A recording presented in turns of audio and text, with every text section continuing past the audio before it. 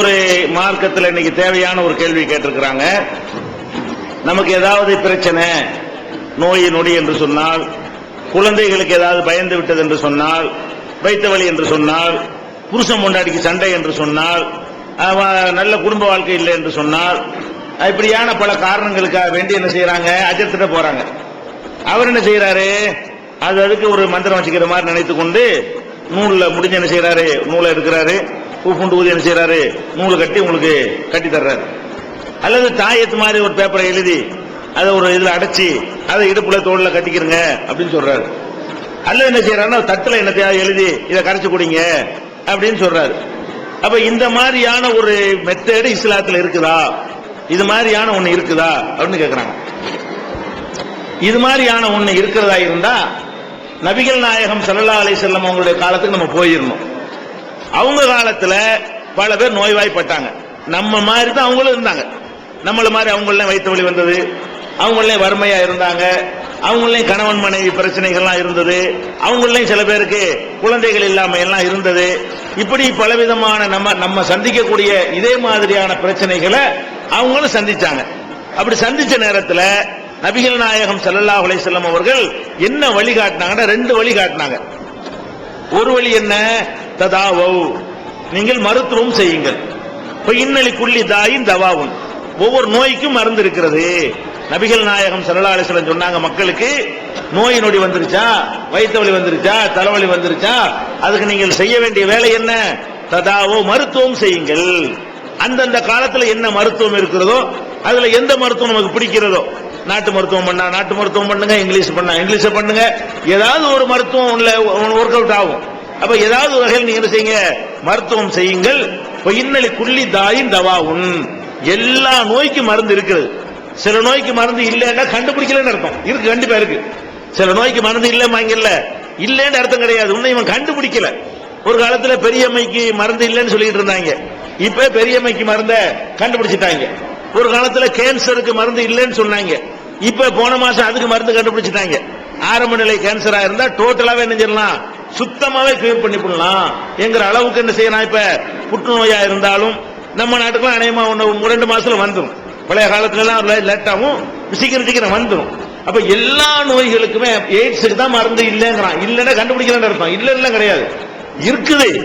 இதுக்கு அதுல கலந்து பார்த்தா ஒருத்தன் தச்செல்லாம் நினைஞ்சிறேன், அந்த மருந்தை ஒருத்தன் கண்டுபிடிச்சிருவான், இல்லாம எல்லாம் போயிடாது. அப்ப நம்ம செய்ய வேண்டிய வேலை என்ன, எந்த விதமான நோய் நொடி பிரச்சனைகள் வந்தால் எல்லா விதமான வைத்தியமும் நம்ம செய்யலாம். வைத்தியத்துக்கு நம்ம என்ன இருக்கு, மார்க்கத்தில் அனுமதி இருக்கிறது ஒண்ணு. அல்லது வைத்தியம் செய்வதோட நம்ம ஆன்மீகத்தின் அல்லாட்ட நம்பிக்கை வைக்கணும்ல. இந்த மருந்தே குணமாக்க நம்ம நம்பிட முடியாது.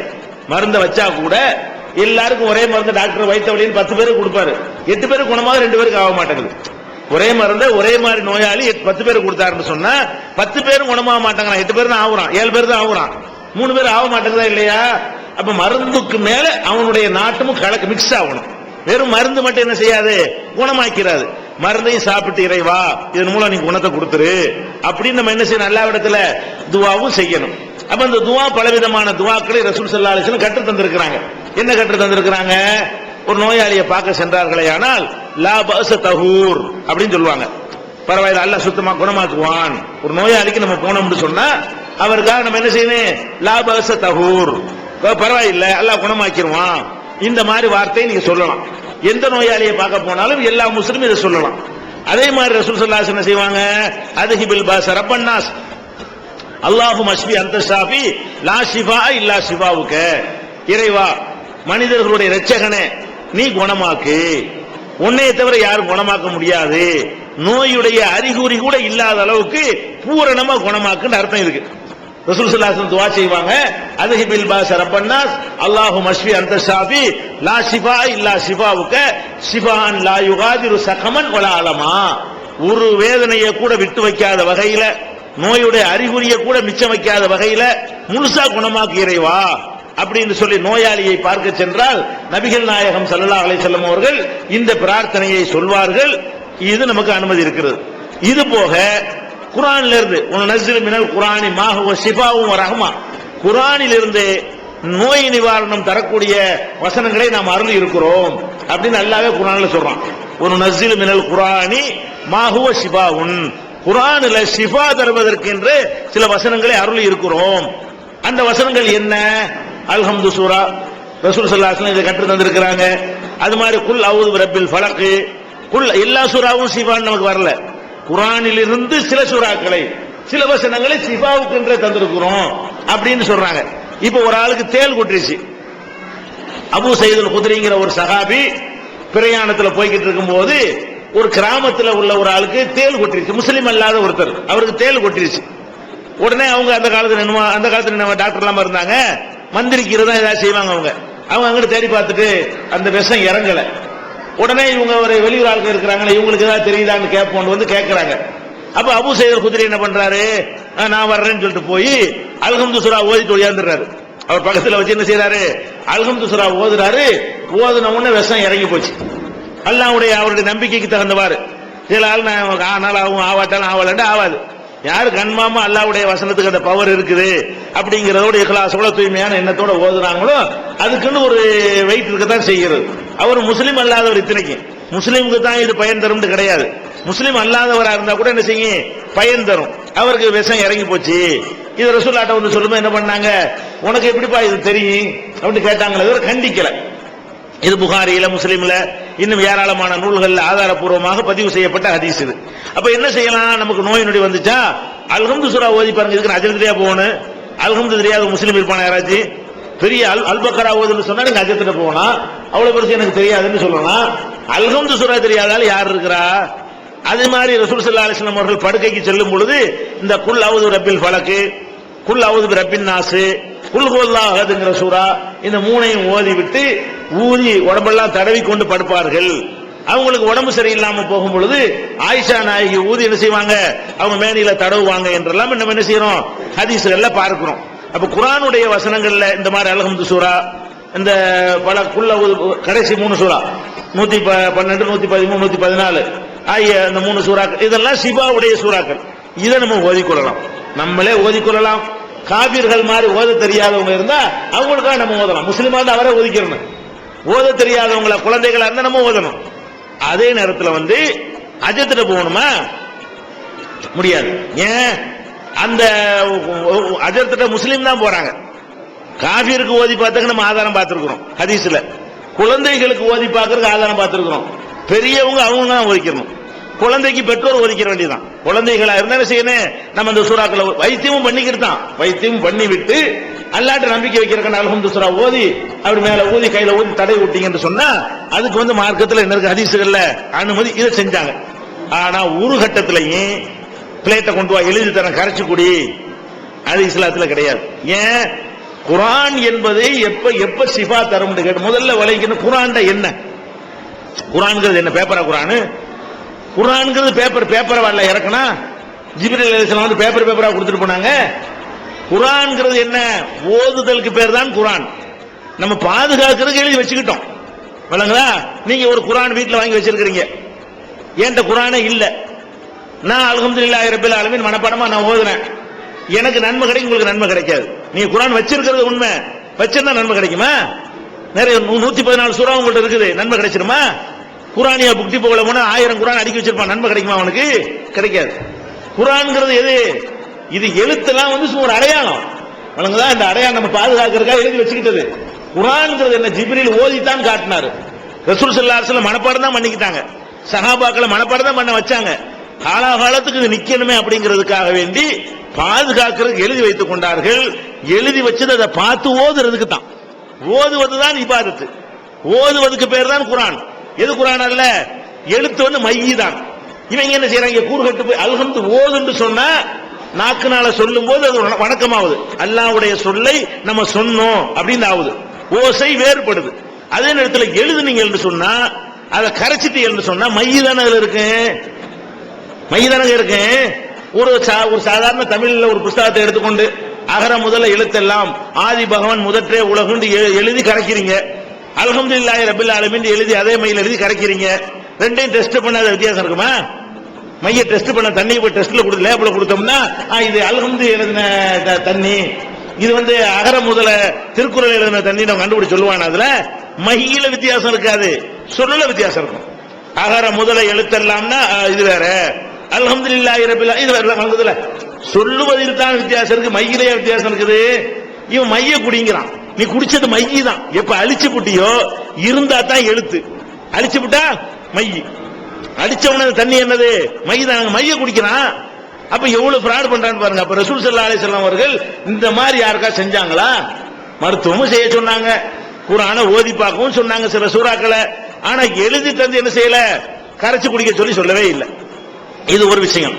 அடுத்து என்ன, கரைச்சு குடிக்கிறது ஒரு பைத்தியக்காரத்தனம்னு சொன்னா, இன்னொரு விஷயம் என்ன, நூல்ல முடிச்சு போடுறான். அட ஓதுறத முடிச்சுல போட முடியுமா?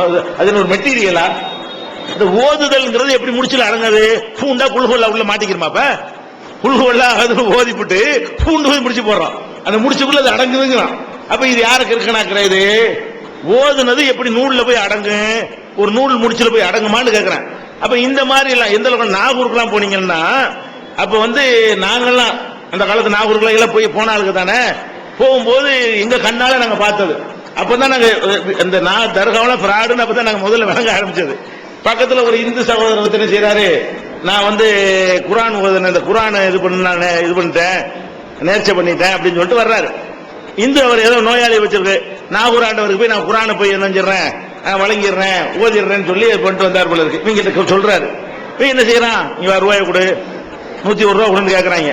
வாங்கிட்டு என்ன செய்யறான்னு கேட்டா நூல் எடுக்கிறாங்க, ஒரு முடிச்சு அவுத்து விடுறாங்க. என்னடான்னு கேட்டா ஓதியாச்சு. இல்ல குர்ஆன் உள்ள பெருசா இருக்கு, அதுக்குள்ள எப்படி ஓதுனீங்க? இல்ல நாங்க ராத்திரில உட்கார்ந்து ஓதி ஸ்டாக் பண்ணி முடிச்சு போட்டு வச்சிருப்போம், அவங்க ரூபா தந்தா ஒரு முடிச்சு அவுத்து விட்டுருவோம், ஒரு முடிச்சு ஒரு குர்ஆன் இப்படிங்கிறான். நாம கண்ணால அதை பார்த்துட்டு இருக்கிறோம். இது கற்பனையில இன்னைக்கு நீங்க பார்க்கலாம், இது கற்பனையெல்லாம் கிடையாது. முடிச்சு அவுக்குற விஷயத்தை இப்பவும் நீங்க என்ன செய்யலாம், தர்காக்கள்ல இந்த மாதிரி மக்களை ஏமாத்துற நீங்க பார்க்கலாம். அப்ப இது எப்படி இது சாத்தியமாகும்? அப்ப ரசூல் ஸல்லல்லாஹு அலைஹி வஸல்லம் இந்த மாதிரி எல்லாம் செஞ்சாங்களா? முடிச்சுல ஊதி அவுத்துற அது மாதிரி வேலையை செஞ்சாங்களா? செய்யவே கிடையாது. அப்ப இது ஒரு ஃப்ராடுன்னு வழங்குது. இன்னும் சொல்ல போனால் ரசூல் ஸல்லல்லாஹு அலைஹி வஸல்லம் சொன்னார்கள், மன் தஅல்லக தமீமத்தன் ஃபகத் அஷ்ரக, யார் ஒருத்தன் தாயத்தை தொங்க விட்டுக் கொள்கிறானோ அவன் அல்லாஹ்வுக்கு இணை கற்பித்து விட்டான். தாயத்து கடந்துச்சு வயிற்றுலயோ இடுப்புலையோ கழுத்துலையோ தோல்லையோ கிடைச்சுன்னு வைங்க, என்னவாச்சு, அவன் அல்லாஹ்வுக்கு ஈக்குவலா ஆக்கிட்டான். என்ன நினைக்கிறான், அல்லாஹ் அனுப்புற முசீபத்தை இது தடுக்கும்னு நினைக்கிறான். அதன் அர்த்தம் இன்னொரு அல்லாஹ் மாதிரி இது போட்டிருக்கல, அல்லாஹ் என்ன பண்ணிடுவான் பாப்பான்னு அர்த்தம். அதனால அர்த்தம் அப்ப அல்லாஹ் என்ன பண்ணிடுவான், நாங்க தாயத்து போட்டிருக்கோம்ல, அட அல்லாஹ் உனக்கு எதை விட்டானது வந்தே தீரும், உனக்கு எதை செய்ய அனுமதிச்சான் அதை மட்டும் செய். அப்ப அல்லாஹ்வுக்கு போட்டியா வராது, இது அனுமதிக்காத விஷயம். மாத்திரை போடலாமான்னு போடலாம், அது அல்லாஹ் அனுமதிச்சுட்டான். எவன் நோயை கொடுத்திருக்கிறானோ அந்த ரப்புல் ஆலமீன் என்ன செய்யறான், மாத்திரை போட்டுக்க அனுமதிச்சிருக்கிறான், ஓதி பார்த்துக்க அனுமதிச்சிருக்கிறான். இது நமக்கு அனுமதிக்கல. அனுமதிக்காத ஒரு விஷயத்தை நம்ம செஞ்சோம்னு சொன்னா அப்ப என்னவாகுது, அல்லாஹ்வுக்கு போட்டி இணை கற்பித்தல் ஷிர்க்குன்னு சொல்றாங்க. ஷிர்க்குன்னா நிரந்தர நரகம், தாயத்து போட்டா பர்மனண்டா நரகத்துல கொண்டு தள்ளிடும். அது நீங்க ஞாபகத்துல வச்சுக்கணும். ஏன்னா நூல் முடிச்சு போடுறது, இடுப்புல கழுத்துல யாரா கட்டிருந்தீங்கன்னு சொன்னா அது பயங்கரமான குற்றம் விளங்கிக் கொள்ளணும். இன்னொன்னு கவனிக்கணும், இது மார்க்க விஷயம், மார்க்கத்தை ஆய்வு பண்ணி சொல்ற விஷயம். அவ்வளவு பெரிய அறிவு இல்லைன்னு வச்சுக்கிறோம். நடைமுறையில நீங்க சிந்திச்சு பாருங்க. என்ன செஞ்சு பாருங்க, இந்த அஜர்த் இருக்கிறார்ல, யாரு உங்களுக்கு தாயத்து போட்டு தர்றாரோ அவர் என்ன செய்யறாரு, அவர் சகலகலா வல்லவனாக தன்னை காட்டிக்கிறார். தலைவலியையும் போக்குவேன், காய்ச்சலையும் போக்குவேன், வயிற்றுவலியும் போக்குவேன், புள்ளையும் தருவேன், புருஷன் முன்னாடி எல்லாத்துக்கும் மருந்து இருக்குங்கிறார். இந்த தாயத்து போடுறவர்கிட்ட என்ன இருக்குதான், எல்லா சப்ஜெக்டும் அவர்கிட்ட நீங்க போகலாம். மாஸ்டர் ஆஃப் ஆல் சப்ஜெக்ட் மாதிரி அவர் என்ன செய்யறாரு, தன்னை நினைத்துக் கொண்டு எல்லாத்துக்கும் வரணுங்கிறார். அப்போ கடையில வியாபாரம் இல்லைன்னு சொன்னீங்கன்னு வைக்கல, இந்த இதுக்கு மாட்டுங்கிறார். கடையில வியாபாரம் இல்லைன்னு என்ன செய்யறது, அதுக்கு ஒரு பிரேம கொடுப்பாரு, இது போய் மாட்டினா என்ன செய்யும், பணக்காரன் ஆயிடலாம் அப்படிங்கிறாரு. அப்ப அந்த மாதிரி எல்லாம் நிறைய என்ன செய்யறாங்க, அஜர்த்துமார்கள் செய்யறாங்க. நான் கேட்கிறேன், இப்ப நடைமுறையில யோசிச்சு பாருங்க, இந்த அஜர்த்துமார்கள் உங்களை எல்லாம் பணக்காரன் ஆகுறதுக்காக வேண்டி வழி சொல்றாரு. அது நிஜமா இருந்தால் அவர் ஏன் பணக்காரன் ஆகல? உனக்கு பிரேம் பண்ணி தர்றாருலப்பா, பெரிய பிரேம் அவர் வீட்டுல மாட்டி கோடீஸ்வரன் ஆக வேண்டியதானே. எந்த ஊர்லயாச்சும் அஜர்த்து கோடீஸ்வரன் இருக்கிறாரா? அஜர்த்துகளை பார்க்காட்டி கோடீஸ்வரன் இருக்கிறார். சில அஜர்த்துமார்கள் அஜர்த்தா இல்லாம வியாபாரியா போய் வேற மாதிரி போனாங்கன்னு வைங்க, கோடீஸ்வரன் அஜர்த்துகள் நான் பார்த்திருக்கிறேன் இருக்கிறாங்க. அவங்க எல்லாம் இந்த அஜர்த்துங்கிற தொழில் பார்க்காதவங்க அப்படி ஆயிருக்கிறாங்க. அஜர்த்தா இருக்கிறவர் என்ன பண்ணணும், இவனுக்கு போட்டு இவனை கோடீஸ்வரன், நம்ம கோடீஸ்வரன் ஆயிட்டா என்ன, நம்மையா இவன் 1000 ரூபாய் கையை நீட்டணும் அப்படி நினைத்து கொண்டு என்ன செய்யணும், அவர் வீட்டுல ஒரு பெரிய பிரேம மாட்டி அவர் கோடீஸ்வரனா போனாரா? கண்ணுக்கு முன்னாடி பாக்குறிய, நம்ம கொடுக்கிறவரா ஒரு வாங்குறவரா இருக்கிறார். யார் வசதியா இருக்குது கண்ணுக்கு முன்னாடி? நீங்க கொடுக்குறீங்க அசத்துக்கு, கொடுங்க ஏதாவது கொடுங்க வாங்குறாரு. அப்ப ஏதாவது கொடுங்கன்னு வாங்குற ஒரு தட்ட என்ன சக்தி இருக்குன்னு நினைக்கிறீங்க? அவர்கிட்ட என்ன பவரை நீங்க கண்டுட்டீங்க? ஒன்னையும் காணல. சரி, உங்களுக்கு எல்லாம் குடும்பத்துல புருஷன் பொண்டாட்டி சந்தோஷமா இருக்கிறதுக்கு தாயத்து போடுறாருல, அஜர்த்து பொண்டாட்டி சண்டை வரவே இல்லையா? ஏன் அதுக்கு ஒரு தாயத்தை போட்டு சண்டை இல்லாம வாழ்ந்து காட்டுறது? எத்தனை அஜர்த்து பொண்டாட்டிக்கும் சண்டை. நீங்க புருஷன் பொண்டாட்டி சண்டைனா நாங்க தாயத்தை போட்டு சேர்த்துருவோங்கிறாரு. அஜர்த்து பொண்டாட்டி சண்டை வருதா இல்லையா? நம்ம அறிவு சொல்லுது இது ஒண்ணு பிராடு, ஒண்ணு இல்ல. ஏதாவது இருந்தா அவன்கிட்ட முதல் இருக்கணும்லங்க. நான் ஒரு கோடீஸ்வரன் சொன்னா ஏன் நான் நல்ல சட்டை போட்டுருக்கணும்ல? நான் கிழிஞ்ச சட்டை பிச்சைக்கார மாதிரி போட்டு கோடீஸ்வரன் நம்புவீங்களா நீங்க? கோடீஸ்வரன் தெரியும் வெளியில இவருக்கு என்னமோ இருக்குன்றாருன்னா இவர் செஞ்சு காட்டுவாரா? அப்ப அது மாதிரி நம்ம பாக்குறோம். அவர் குடும்பத்தில் இருக்கிற நோய் வந்துருச்சுன்னு வைங்க, அவர் தாயத்தை போடுவார், ஆஸ்பத்திரி கொண்டு போவாரா? அசர்த்து பிள்ளைக்கு நோய் வந்தா ராமநாடு தூக்கிட்டு போயிடுறாரு. உங்க பிள்ளைக்கு நோய் வந்தா நூலை பிடிச்சு போடுறாரு. என்ன இது நான் கேட்கிறேன். உங்க வீட்டு பிள்ளைக்கு நோய் வந்தா என்ன செய்யறாரு? தாயத்து போடுகிறாரு. அவர் வீட்டு பிள்ளைக்கு நோய் வந்தா ஆஸ்பத்திரி தூக்கிட்டு போறாரு. அப்ப என்ன அர்த்தம்? ஒண்ணுமில்லன்னு அர்த்தம். அவருக்கு நம்பிக்கை பிராடு பண்ணது பொய்ன்னு தெரியுமில்லங்க. நம்ம பொய் தானே சொல்றோம். இதுல என்ன இருக்கு போகுது? நம்ம ஏமாத்த அவருக்கு நம்பிக்கை கிளீனா இருக்கிறது. அப்ப நீங்க என்ன பார்க்கணும்? அவரால் யாரையும் பணக்காரனாக்க இயலாது. அவரால் யாரையும் எவராலையும்